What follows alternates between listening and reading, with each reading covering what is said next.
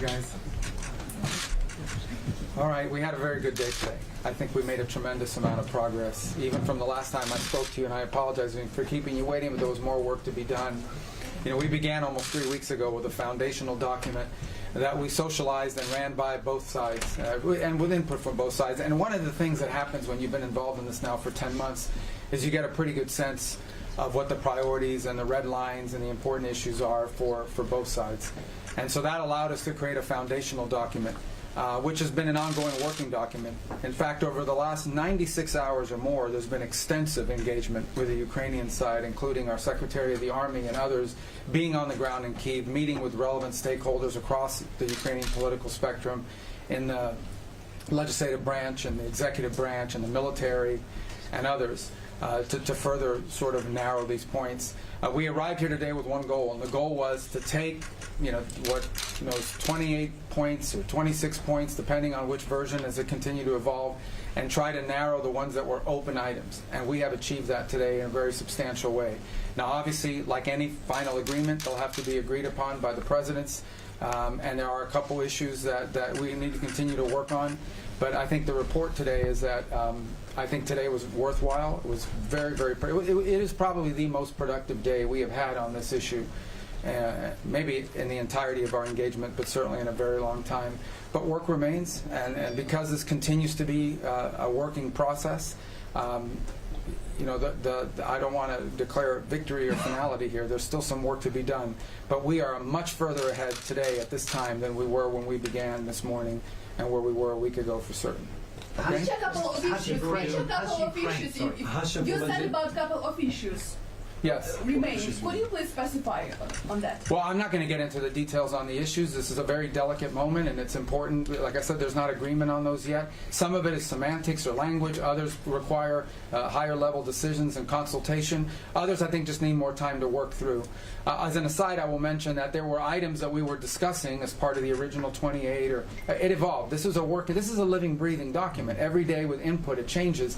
There were some that involved equities or the role of the EU or of NATO or so forth, and those we kind of segregated out because we just met with the national security advisors for various European countries, and those are things we'll have to discuss with them because it involves them. So we sort of really focused on the ones that were bilateral in nature for the most part. So there are a couple, none of it insurmountable. I can tell you that the items that remain open are not insurmountable. We just need more time than what we have today. I honestly believe we'll get there. So has Ukraine indicated to you that it's prepared to compromise, for instance, on some of those key issues like territory in exchange for peace with Russia? They suggested that they are prepared to... Well, I'm not going to... Look, it's not because for purposes of evasion. It's just I'm not going to get into the details of the topics that were discussed because this is an ongoing process. What is important to understand and how these things work is you have to, in order to have a proposal, you have to write it. If it's just verbal, it's in the air. You have to put it down on a piece of paper, and just because it's printed on a piece of paper doesn't indicate finality. So you get input, and based on that input, you make adjustments, and then you get more input, or you make a counteroffer, and you get more adjustments. That's an ongoing process. There's a lot more of that to happen. So I'm not going to speculate or go into the details of any of the specific items in the latest version of the proposal because, frankly, by tomorrow or the next day, that may have evolved and changed further. And but I can tell you, I guess, that I feel very optimistic that we can get something done here because we made a tremendous amount of progress today. What are you going to tell President Trump about the attitude of the Ukrainians during this negotiation? Oh, it was very positive. I'm telling you, today was the most productive day we've had. He said they were ungrateful earlier. Well, today, and we've talked to him since, I think he's quite pleased at the reports we've given him about the amount of progress that's been made. Well, obviously the Russians get a vote here, right? So, I mean, look, we began from the early stage of this process with our understanding of the Russian position as had been communicated to us in numerous ways. At the State Department, we received numerous written non-papers and things of this nature, also verbally things they discussed over time and so forth. So it was no matter what we came up with today, obviously we now have to take what we come up with if we can reach that agreement with the Ukrainian side to the Russian side. That's another part of this equation. You know, they have to agree to this in order for this What to work. What about new deadline? Will be new deadline or it's... The deadline is we want to get this done as soon as possible. Obviously, you know, we'd love it to be Thursday. We'd love to be. Ultimately, the important point today is that we have made substantial progress. We've really moved forward. So I feel very optimistic that we're going to get there in a very reasonable period of time very soon. You know, whether it's Thursday, whether it's Friday, whether it's Wednesday, whether it's Monday of the following week, we want it to be soon because people are going to, between today and the time we deal with this, more people are going to die. More destruction is going to happen. Our goal is to end this war as soon as possible, but we need a little more time. Can you The what? I'm sorry? To discuss the fighter jets in Poland? It was number. Yeah, I'm not going to discuss any of the particulars of it, right frankly. As I said, this is an ongoing process, and so I think there's work to be done. I know that's deeply unsatisfying to you who have to cover these sorts of things, but I wanted to make you aware that we've made progress.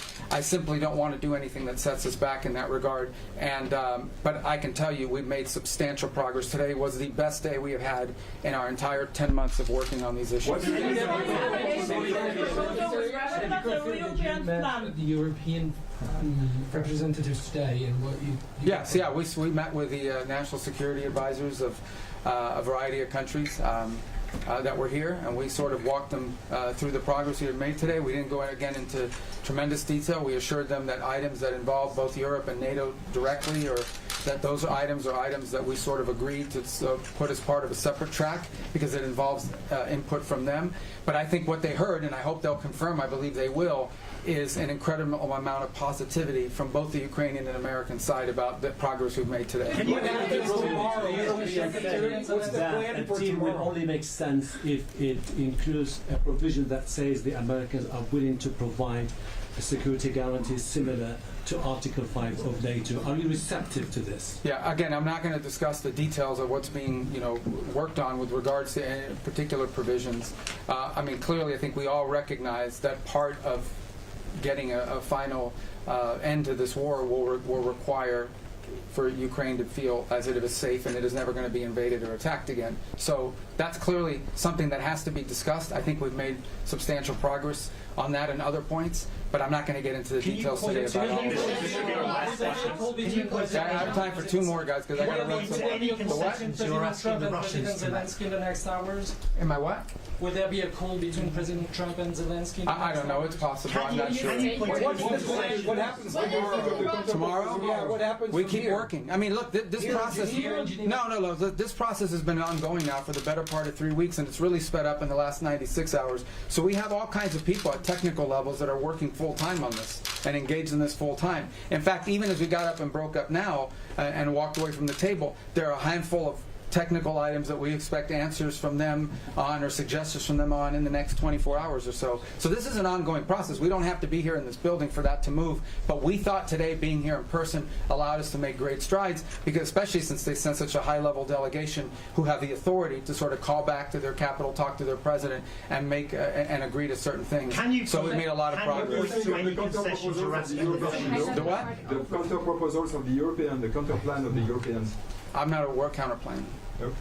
Can you point to I haven't seen any counter plan. All right, guys. Thank you. Thank you.